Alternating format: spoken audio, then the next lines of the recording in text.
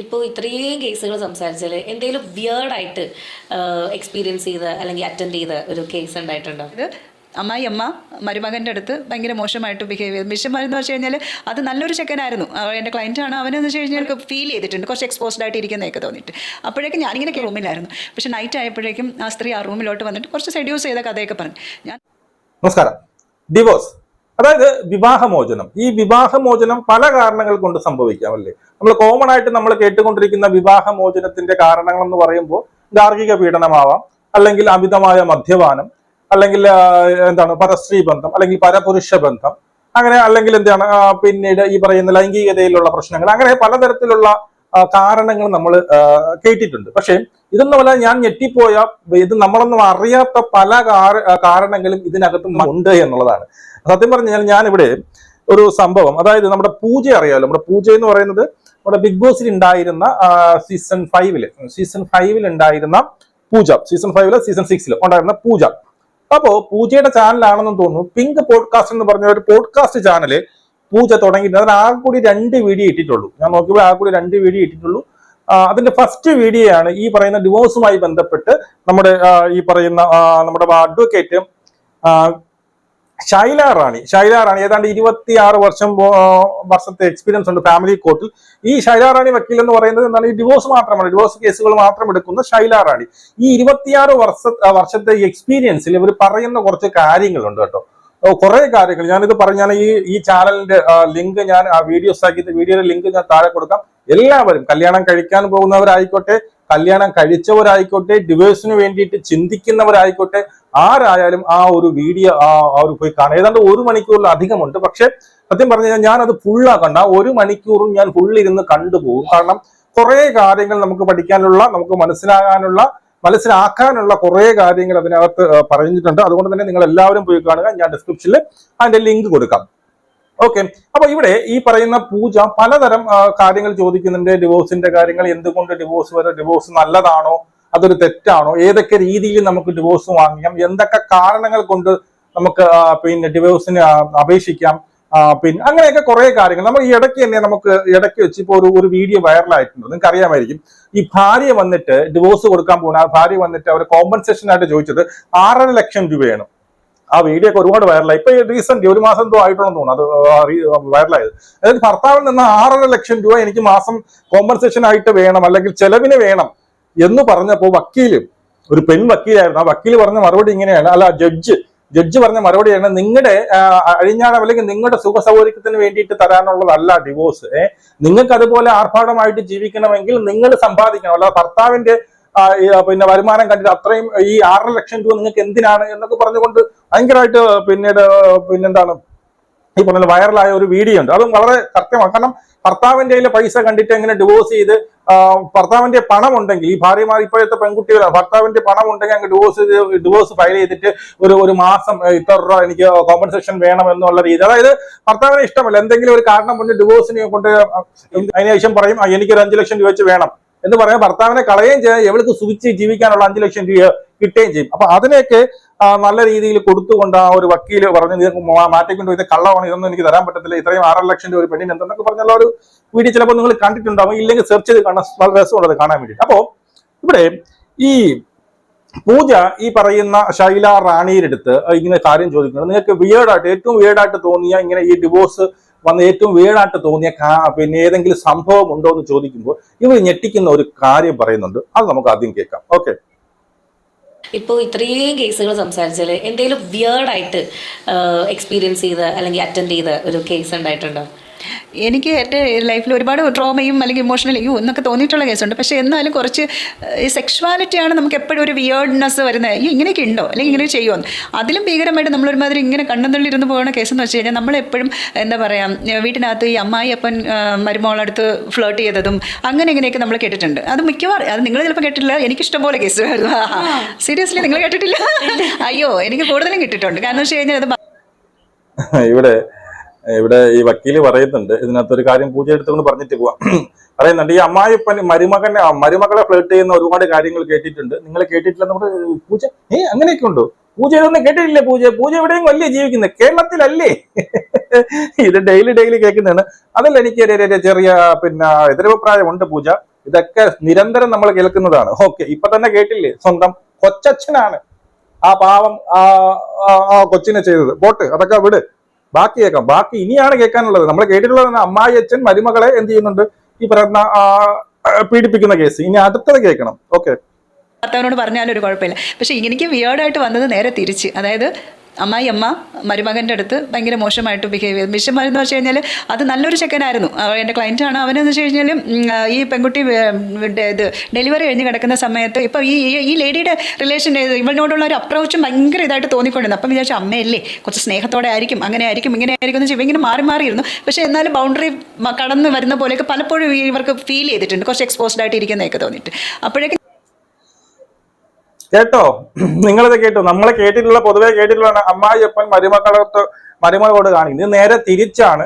അമ്മായിയമ്മ സ്വന്തം മരുമകനോടാണ് ഈ ഒരു സംഭവം കാണിച്ചത്. അതായത് മരുമകനെ വളയ്ക്കാൻ വേണ്ടിയിട്ട്, സെഡ്യൂസ് ചെയ്യാൻ വേണ്ടിയിട്ട്, വശീകരിക്കാൻ വേണ്ടിയിട്ട് അമ്മായിയമ്മ ശ്രമിക്കുന്നു എന്നുള്ളതാണ്. എങ്ങനെ ഇരിക്കുന്നത്. അപ്പൊ ഇവർ പറയുന്നത് ഇത് ഇവർ കേട്ടിട്ട് തന്നെ, ഈ വക്കീല് കേട്ടിട്ട് തന്നെ അവർക്ക് തന്നെ പെട്ടെന്ന് ഞെട്ടിപ്പോയി. നമുക്കറിയാലോ, പൊതുവേ നമ്മളും ഈ ഒരു സാധനം പൊതുവേ നമ്മൾ കേൾക്കുന്ന സാധനമല്ല. അമ്മായിയപ്പന്റെ കേസ് പറഞ്ഞു. പക്ഷെ അമ്മായിയമ്മ സ്വന്തം മകളുടെ ഈ പറയുന്ന ഭർത്താവിനെ വശീകരിക്കാൻ വേണ്ടി ശ്രമിച്ചു. അതിനകത്ത് പറയുന്നുണ്ട്, പലപ്പോഴും ഈ പറയുന്ന മരുമകന്റെ ഫ്രണ്ടിൽ എക്സ്പോസ്ഡ് ആയിട്ട് ഇവർ ഇരിക്കുമായിരുന്നു. അതായത് ശരീരഭാഗങ്ങൾ കാണിച്ചുകൊണ്ട് ഈ മകനെ സെഡ്യൂസ് ചെയ്യാൻ വേണ്ടിയിട്ട്, അല്ലെങ്കിൽ മകനെ പോലെ കാണാനുള്ളതാണ്. അത് സ്വന്തം മകളുടെ ഭർത്താവാണ്. അപ്പൊ എന്ത് ചെയ്യണം, ഈ പറയുന്ന സ്വന്തം മകനെ പോലെ കാണാനുള്ള അവന്റെ അടുത്ത് വളരെ എന്ത് ചെയ്ത് എക്സ്പോസ് ചെയ്ത് സെഡ്യൂസ് ചെയ്യാൻ വേണ്ടിയിട്ട് പലപ്പോഴും ഇവൻ ശ്രമിച്ചിട്ടുണ്ട്. ശ്രമിക്കുമ്പോഴൊക്കെ ഇവൻ കരുതിയത് എന്താന്ന് വെച്ച് കഴിഞ്ഞാൽ, അമ്മയല്ലേ, എനിക്ക് തോന്നുന്നതായിരിക്കും, അമ്മയെ പോലെ, എന്റെ അമ്മ പോലെ അല്ലേ, അപ്പൊ അങ്ങനെ എനിക്ക് തോന്നിയതായിരിക്കും, അല്ലെങ്കിൽ അവരങ്ങനെയായിരിക്കും പിന്നീട് പെരുമാറുന്നത്. അവനെ പല രീതിയിൽ അവന്റെ അടുത്ത് നല്ല അടുത്ത് ഇടപഴകുകയും അവന്റെ ദേഹത്ത് തൊടുക അങ്ങനെയൊക്കെ ചെയ്തപ്പോൾ തന്നെ ഇവൻ വിചാരിച്ചു അമ്മയല്ലേ, മക്കളോട് കാണിക്കുന്നതായിട്ടാണ് ഇവൻ കരുതിയത്. പക്ഷെ ടേണിംഗ് പോയിന്റ് അല്ലെങ്കിൽ ട്വിസ്റ്റ് ഇനിയാണ് വരാൻ പോകുന്നത്.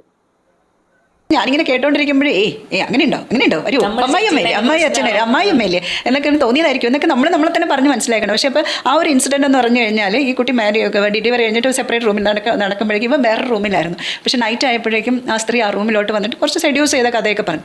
ഞാൻ ആ സമയത്ത് ഭയങ്കരമായിട്ട് അങ്ങ് വല്ലാണ്ടായിപ്പോൾ. നമ്മളെന്തൊട്ട് കേട്ടിട്ടില്ല. പക്ഷേ ആ സ്ത്രീ ഈ ചെക്കൻ എന്താണെന്ന് പറയുന്നത് നിവർത്തികേട് കൊണ്ട് ആ മോളോട് പറഞ്ഞു, അതായത് ഭാര്യയുടെ അടുത്ത് പറഞ്ഞു. അത് ഭയങ്കര ബ്ലാസ്റ്റായി. അവൾ പറഞ്ഞു, ഒരിക്കലും എൻ്റെ അമ്മ അങ്ങനെ ചെയ്യില്ല, നിങ്ങൾ എന്നെ മനഃപൂർവ്വം എന്നെ അമ്മയിൽ നിന്ന് എന്നെ അകറ്റാൻ വേണ്ടി അത് ഡിവോഴ്സ് ആവുന്നത്.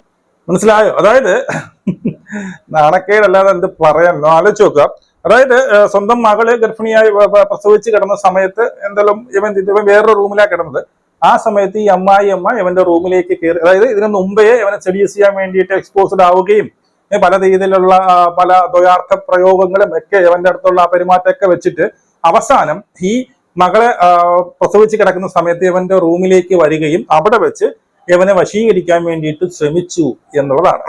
ശ്രമിച്ചപ്പോൾ ഇവൻ അതിന് സമ്മതിച്ച് ഇവൻ നല്ലൊരു പയ്യനായിരുന്നു. ഇവർ ആദ്യം പറയുന്നത് നല്ലൊരു പയ്യനായിരുന്നു. ഇവൻ എന്നിട്ട് വേറെ നിവൃത്തിയില്ലാതെ ഇവൻ ഈ മകളുടെ അടുത്ത് പോയി പറഞ്ഞു ഇതുപോലെയാണ് സംഭവം. പക്ഷെ മകൾ അത് വിശ്വസിച്ചില്ല എന്ന് മാത്രമല്ല, അവിടെ വലിയൊരു പൊട്ടിത്തെറി ഉണ്ടായി. അവർ ഡിവോഴ്സും ആയി. അതിന്റെ ബാക്കി കഥയും കൂടി അവർ പറയും. ഇനി അമ്മായിയമ്മയെ കുറിച്ച് ഒരു കാര്യം കൂടി പറയും, കേട്ടോ. പക്ഷെ ആ സ്ത്രീക്ക് ആ പെൺകുട്ടിക്ക് ഒട്ടും അതെ. കാരണം വെച്ചാൽ അവളുടെ മുമ്പേ അമ്മ എന്ന് പറയുന്ന വേറൊരു വ്യക്തിയാണ്. മനുഷ്യർ ഭയങ്കര ഡിഫറൻ്റ് ആണ് പൂജ. നമ്മൾ കാണുന്നവരല്ല മനുഷ്യർ. അവരുടെ ഇന്നർ സാധനം എന്താണ്. ഇപ്പം ഞാൻ കാണിക്കുന്ന ആളാണ് പൂജയ്ക്ക് കാണാൻ പറ്റുന്നത്, ശൈല എന്ന് പറയുന്ന വ്യക്തി. പക്ഷേ എൻ്റെ ഉള്ളിലൊരു സാധനം ഉണ്ടെങ്കിൽ അത് എനിക്ക് മാത്രം അറിയാമെന്നുള്ളതും ചില വ്യക്തികൾക്ക് ചിലപ്പോൾ അറിയാമെന്നുള്ളതുമായിരിക്കും. അത് പക്ഷേ എനിക്ക് ഭയങ്കര ഒരു വല്ലാത്തൊരു ഫീലായിരുന്നു. എനിക്ക് പറഞ്ഞറിയിക്കാൻ പറ്റാത്തൊരു വല്ലാത്തൊരു ഫീൽ. അത് ഡിവോഴ്സിലെത്തി. കാരണം ഈ നിമിഷം വരെ ആ പെൺകുട്ടി അത് അക്സെപ്റ്റ് ചെയ്തിട്ടില്ല. അത് പിന്നെ കുട്ടികൾക്ക് വേണ്ടിയിട്ടുള്ള അടിയായി ഭയങ്കര പ്രശ്നത്തിലോട്ട് പോയി. കാരണം ഇത്രയും പ്രശ്നങ്ങൾ ഉണ്ടാവുമെന്ന് അമ്മയ്ക്കെങ്കിലും അതൊന്ന് കമ്മ്യൂണിക്കേറ്റ് ചെയ്ത് ഈ ഒരു പ്രശ്നം ഇല്ലായിരുന്നെങ്കിൽ അവർ ചിലപ്പോൾ ഡിവോഴ്സ്. ഇവർ തമ്മിൽ നല്ല റിലേഷൻഷിപ്പിലാണ്. പക്ഷേ ഇവന് പറയാതിരിക്കാനും പറ്റുന്നില്ല. ഇവൻ പറഞ്ഞു. അത് പറഞ്ഞ സമയത്ത് അവൾക്കത് ഒട്ടും ഉൾക്കൊള്ളാൻ പാടില്ല. പർപ്പസ്ഫുള്ളി അമ്മയ്ക്കെതിരെ ഇങ്ങനെ വൃത്തികെട്ട ഒരു അലിഗേഷൻ പറയുന്നു എന്ന് പറഞ്ഞിട്ട്. അതിനേക്കാളും രസം വെച്ചാൽ പുള്ളിക്കാരത്തെ ടീച്ചറും കൂടെയാണ്. അത്രയും ഇതൊക്കെ പുറത്തൊക്കെ ഉള്ള അറിയുന്ന അങ്ങനത്തെ ഒരു സ്ത്രീ. പക്ഷേ ഈ ചെക്കനാണെങ്കിൽ അത് ആരോടും പറയാൻ പറ്റാതെ ബുദ്ധിമുട്ടി ഇരിക്കുകയാണ്. അവൻ്റെ വീട്ടിൽ പോലും പറയാതെയാണ് എൻ്റെ അടുത്ത് വന്ന് പറഞ്ഞത്. എന്നിട്ട് ഞാൻ എങ്ങനെയും അത് യോജിപ്പിക്കാൻ നോക്കിയിട്ടും ഒരു തരത്തിലും പറ്റിയില്ല. കേട്ടോ, ഈ പറയുന്ന അമ്മായിയമ്മ ഒരു ടീച്ചറും കൂടിയാണ് എന്നുള്ളതാണ്. ടീച്ചർ, കുട്ടികളെ പഠിപ്പിക്കുന്ന ടീച്ചറാണ്. കണ്ണോടുകൂടി നോക്കുന്നത് സ്വന്തം മകനായി കാണേണ്ട സ്വന്തം മകളുടെ ഭർത്താവിനോടാണ്. ആലോചിച്ചു, ഒരു ടീച്ചറാണ്.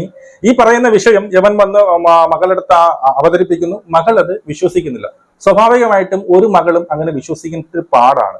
സ്വന്തം ഇവർ ഈ പറയുന്ന അഡ്വക്കേറ്റ് പറയും പോലെ സ്വന്തം അമ്മയെ എല്ലാ മക്കളും കാണുന്ന ആ ഒരു രീതിയിൽ ആ ഒരു കണ്ണുകൊണ്ട് കാണാൻ അവർ ഒരിക്കലും പിന്നീട് ഒരിക്കലും അവർക്ക് അങ്ങോട്ട് അക്സെപ്റ്റ് ചെയ്യാൻ പറ്റത്തില്ല ഈ ഒരു സാധനം. അപ്പൊ അവര് പറഞ്ഞു നീ കള്ളം പറയുകയാണ്, ഈ പറയുന്ന നമ്മുടെ എന്നെയും അമ്മയും തമ്മിൽ പിരിക്കാൻ വേണ്ടിയിട്ട് നീ കള്ളം പറയുകയാണ് എന്ന് പറഞ്ഞ് അവസാനം അവർ ഡിവോഴ്സ് ആവുകയാണ് ചെയ്തത്.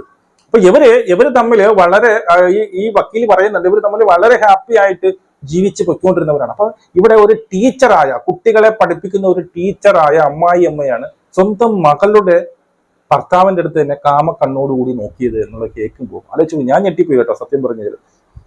ആലോചിച്ച് നോക്കിയേ നിങ്ങൾ, ഇത് നമ്മൾ സിനിമയിലും ഈ പറയുന്നൊക്കെ ഇങ്ങനെയൊക്കെ ചിലതൊക്കെ കേട്ടിട്ടുണ്ട്. അമ്മായി അമ്മയായിട്ട് ഈ പറയുന്ന മരുമകന് ഈ പറയുന്ന വഴിവിട്ട ബന്ധം എന്നൊക്കെ. അവിടെയൊക്കെ ചിലപ്പോ ഈ മരുമകനായിരിക്കാം, പൊതുവെ ആണുങ്ങളാണല്ലോ എല്ലായിടത്തും, ഈ പെണ്ണുങ്ങളുടെ ഒന്നും വെളി വരത്തില്ലല്ലോ, ഈ മരുമകനായിരിക്കാം എന്ത് ചെയ്യുന്നത് അങ്ങോട്ട് അപ്രോച്ച് ചെയ്യുന്നതായിട്ട് കാണും.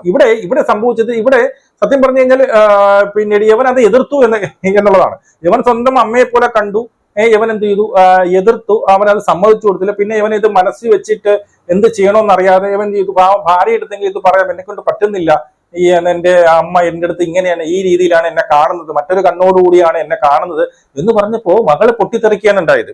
മകള് പൊട്ടിത്തെറിച്ചു, ഏതൊരു മകളും പൊട്ടിത്തെറിക്കും. പക്ഷെ അതിന്റെ സത്യാവസ്ഥ കാണാനോ അതിനെ തിരക്കി കണ്ടുപിടിക്കാനോ മകൾ തയ്യാറായില്ല എന്ന് മാത്രമല്ല അവര് പിന്നീട് ഒരു ഡിവോഴ്സിലേക്ക് പോയി. പിന്നെ ആ അവർക്കൊരു കൊച്ചുണ്ടായിരുന്നു, ആ കൊച്ചിന്റെ പേര് ചൊല്ലിയൊക്കെ ഭയങ്കര പ്രശ്നവും കാര്യങ്ങളൊക്കെ ആയി, പിന്നെ ഡിവോഴ്സ് ആയി പോയി എന്ന് പറയും. ഈ ഒരു സാധനം കേട്ടപ്പോ എനിക്കും അത് ഞെട്ടലുണ്ടായി. അതുകൊണ്ട് തന്നെയാണ് ഞാൻ ഒരു വീഡിയോ ഇങ്ങനെ ചെയ്യാന്ന് കരുതിയത്. ഈ വീഡിയോ കണ്ടുകൊണ്ടിരിക്കുന്നവർ ആ ഒരു പിന്നീട് അവരുടെ ആ ഒരു പോഡ്കാസ്റ്റിൽ ഈ ഒരു എപ്പിസോഡ് പോയി കാണണം കേട്ടോ. സൂപ്പറായിട്ട് പിന്നീട് ഈ പറയുന്ന പൂജ അതിൽ നല്ല രീതിയിൽ അവതരണം ചെയ്തിട്ടുണ്ട്. അതുകൊണ്ട് തന്നെ നിങ്ങൾ എല്ലാവരും പോയി നിങ്ങളുടെ ഭാവിയിൽ തന്നെ പിന്നീട് ഉപയോഗപ്രദമാകുന്ന കുറേ ഉടനീളം കാണണം. നമുക്കിത് ഇനി ഇപ്പൊ ഡിവോഴ്സിന് വേണ്ടിയിട്ട് ആലോചിക്കുന്നവര് അതിന്റെ ആവശ്യമുണ്ടോ, ഡിവോഴ്സ് ഏതൊക്കെ രീതിയിൽ കൊടുക്കാം, ആർക്കൊക്കെ കൊടുക്കാം എന്നുള്ളതിനെ കുറിച്ച് എനിക്ക് തന്നെ അറിഞ്ഞൂടാത്ത കുറെ കാര്യങ്ങളൊക്കെ അതിനകത്ത് പറയുന്നുണ്ട്. കുറെ കാര്യങ്ങളൊക്കെ ഒരു ആണും പെണ്ണും മാത്രമേ ഡിവോഴ്സ് ചെയ്യാൻ കൊടുക്കാൻ പറ്റത്തുള്ളൂ. അങ്ങനെ ഗാർഹിക പീഡനം ആയിക്കോട്ടെ, അതായത് പെണ്ണ് ഇപ്പൊ നമ്മൾ ലെസ്ബിയൻ ആയിക്കോട്ടെ, അങ്ങനെയുള്ള പിന്നെ ഗേ കപ്പിളൊക്കെ ഉണ്ടല്ലോ, അപ്പൊ അവർക്കൊന്നും ഇതില് കോടതിയിൽ ഒരു പരിഗണന ഇല്ലെന്നൊക്കെയാണ് അവർ പറയുന്നത്. കുറെ കാര്യങ്ങൾ നമുക്ക് അറിയാത്ത കുറെ കാര്യങ്ങൾ പറയുന്നുണ്ട്. എന്തായാലും നല്ല ടീച്ചറമ്മ എന്തായാലും കൊള്ളാം, ഇങ്ങനെ തന്നെ വേണം, ഇങ്ങനെ തന്നെയാണ് മാതൃകയായിരിക്കുള്ളത്. നിങ്ങളാണ് ഈ കുട്ടികളെയൊക്കെ പഠിപ്പിക്കാനുള്ളത്. പറഞ്ഞിട്ട് കാര്യമില്ല, ആ പെണ്ണിന്റെ വിധി എന്നുള്ളതല്ലാതെ ഇനി ആര് വന്നാലും ഈ അമ്മായിയമ്മ ഇങ്ങനെ തന്നെ ആയിരിക്കും. മനസ്സിലായോ? എനിക്ക് ഇത്രേ പറയാനുള്ളൂ. നിങ്ങളുടെ അഭിപ്രായങ്ങൾ കമന്റ് രേഖപ്പെടുത്തു. നമുക്ക് വീണ്ടും കാണാം. ജയ് ഹിന്ദ്.